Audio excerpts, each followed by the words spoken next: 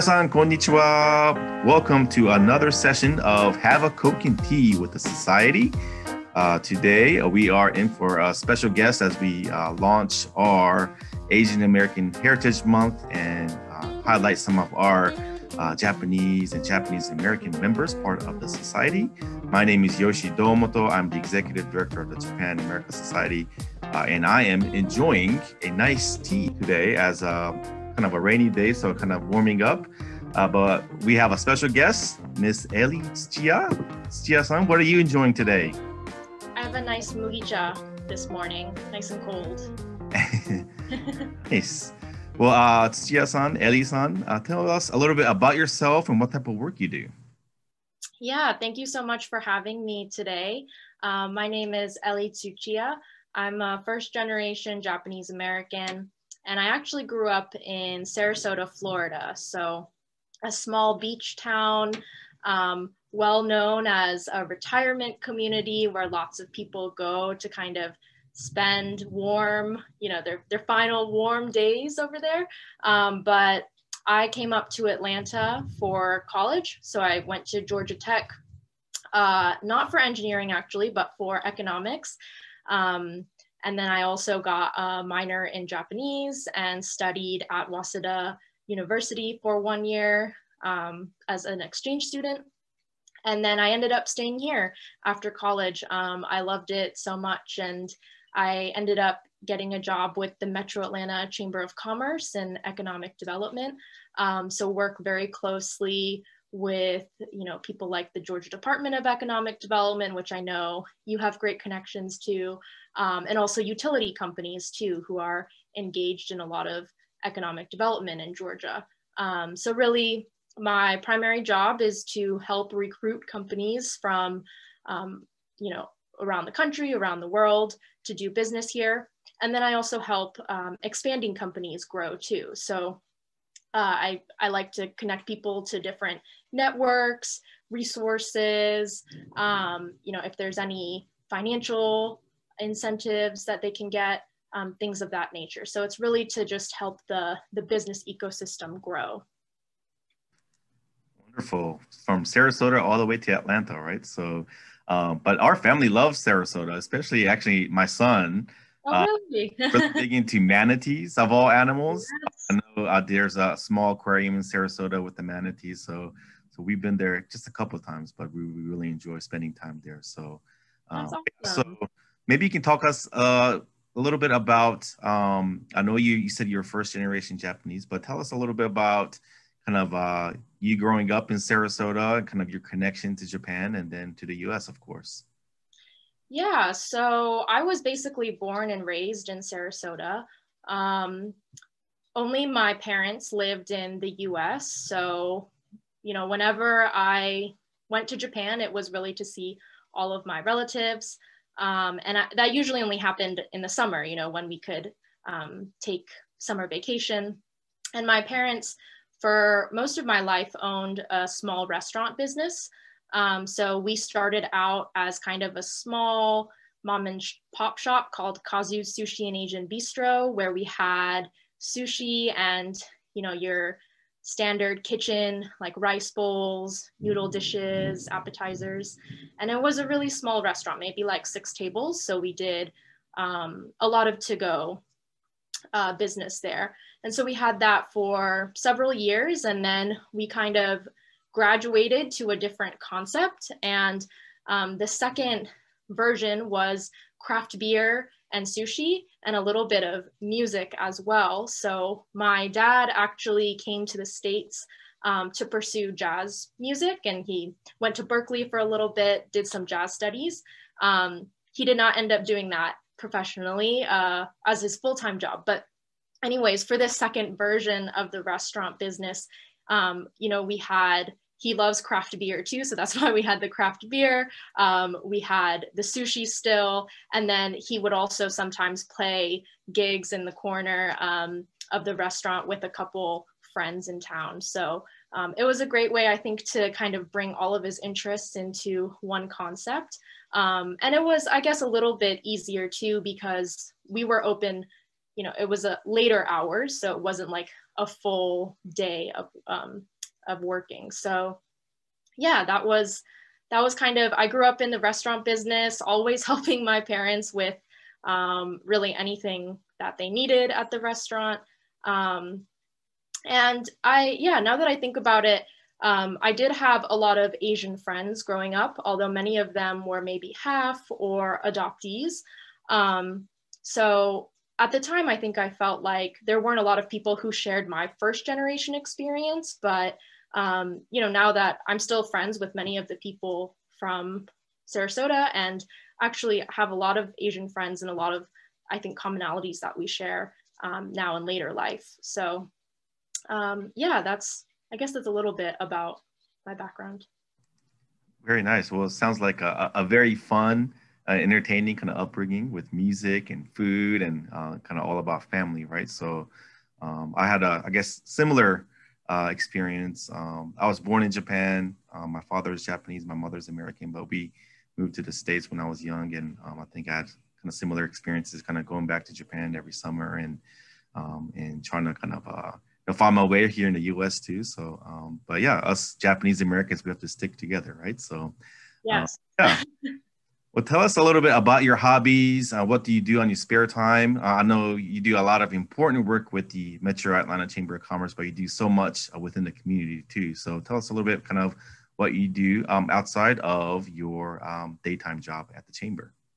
Yeah, well, I think my dad's interest in the arts and music specifically had a pretty big influence on me.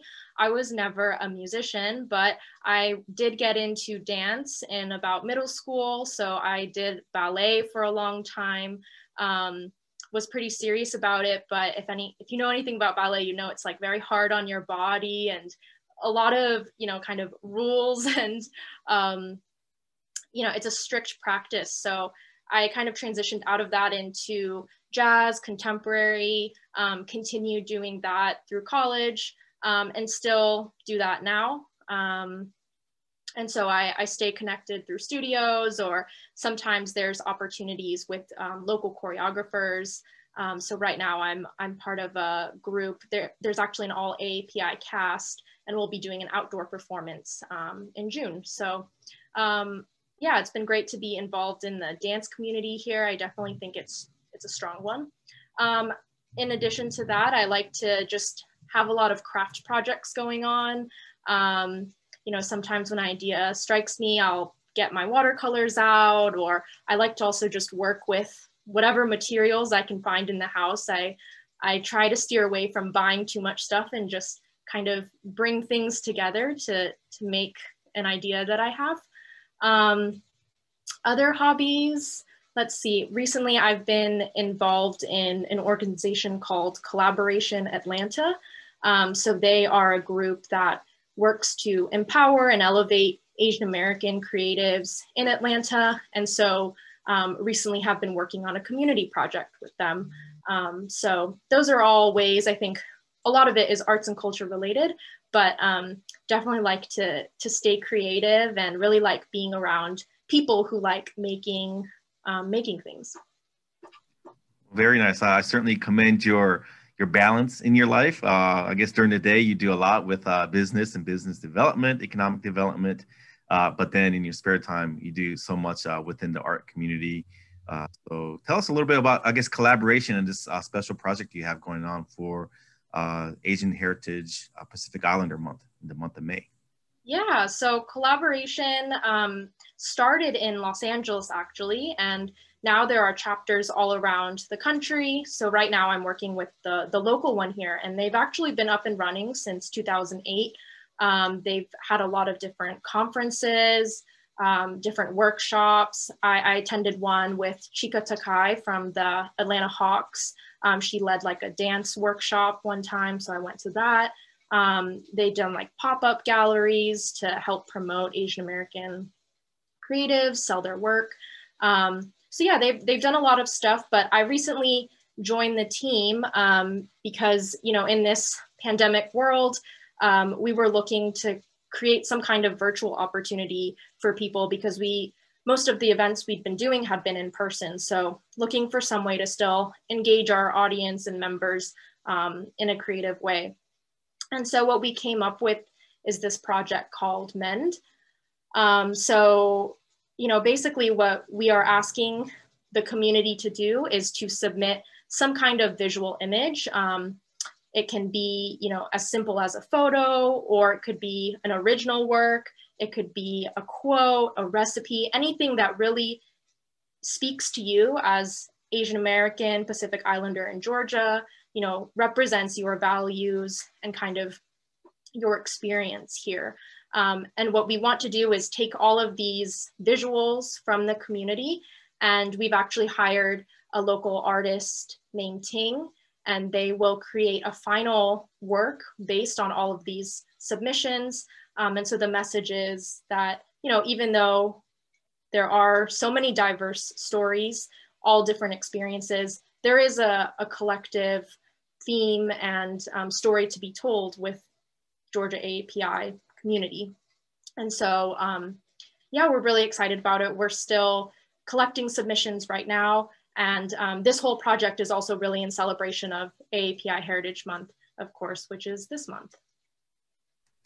Great. Well, everyone tuning in, we certainly encourage you to, make a submission, whether it's a photograph, image, artwork, anything that represents, I guess, your experience as an Asian American Pacific Islander.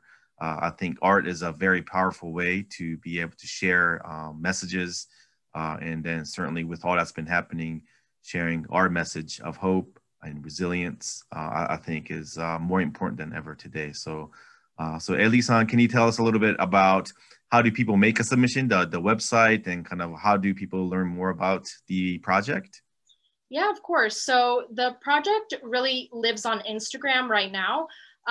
Even if you don't have an Instagram account, you're able to access the page, so that shouldn't be a problem. But the Google form that we are collecting submissions through can be found through a link in our bio. It's a link tree, so those are just, it's kind of like a one-stop shop, and it gives you a set of options on where to go for the Google form. And the reason why we have that is because we actually have translations of the form. So we have both a Korean and Japanese this time around to make it more accessible to people in the community. So you can just find the bio or link in our bio and on Instagram, go to the Google form, and the form should only take about 5 minutes. There's couple personal questions that we're asking just kind of to know who you are and what kind of audience we're capturing in this project. And then it's really just the attachment of the visual. And if you'd like to provide some description of its significance to you to help the artist out, or if you even want it to be posted on our page, then we give you that option as well. So yeah, it should be a simple, quick, painless process. And once we collect all of those, like I said, they'll be going to the artist to create this final cohesive piece. Very nice. I've made my submissions, so everyone joining, definitely make your submissions as well. So Ellie-san, to take us out, maybe tell us about some of your future goals, aspirations, personally or professionally, and then any messages of hope that you can offer to our audience. Yeah, I think in terms of my future goals, I felt like coming from Sarasota to Atlanta, I really felt like there was an Asian community here that I felt really connected to and really inspired to create a better future for us. So my future goal is to just continue working on behalf of the community, whether that's through volunteer efforts or setting up projects like the one I have going on right now. I just want to create more opportunities for us because I think there is such a significant population, and yet I think that there's low visibility, and that we should be out there more, and we should be telling people about what we're doing and connecting with each other, supporting each other, because like you said, it's been really hard. And I don't have to, say why, but it's a hard time. And I think that there's so many of us that, there's opportunity for there to be support. So that's really my goal, is just to continue with my work in the community with the AAPI population in Georgia. And I think for messages of hope, I'm excited for AAPI Heritage Month. I really think that there's increased awareness about it. I think people I've been talking to, they're like, oh, my daughter's school is finally doing something for AAPI Heritage Month. And, you know, my company is actually, you know, doing new events or really shining a spotlight on it. So I'm hopeful that even though there's been a lot of darkness and, you know, just tough times, that it will lead to more awareness and more, you know, resilience in our community. So that's what I'm looking forward to this month, and just listening, hearing everyone's stories, and celebrating our heritage. Wonderful. I think there's a whole lot of ways to collaborate together and partner together on. So everyone tuning in, see below for the website to collaboration and to the MEND project to be part of this special project to raise awareness about AAPI community and our experience. But then also learn more about, you know, Ellie-san and all the great work she does as well. But thank you so much for joining us and taking time out of your busy schedule. And we will see you next time. Thanks so much. Bye-bye. Bye.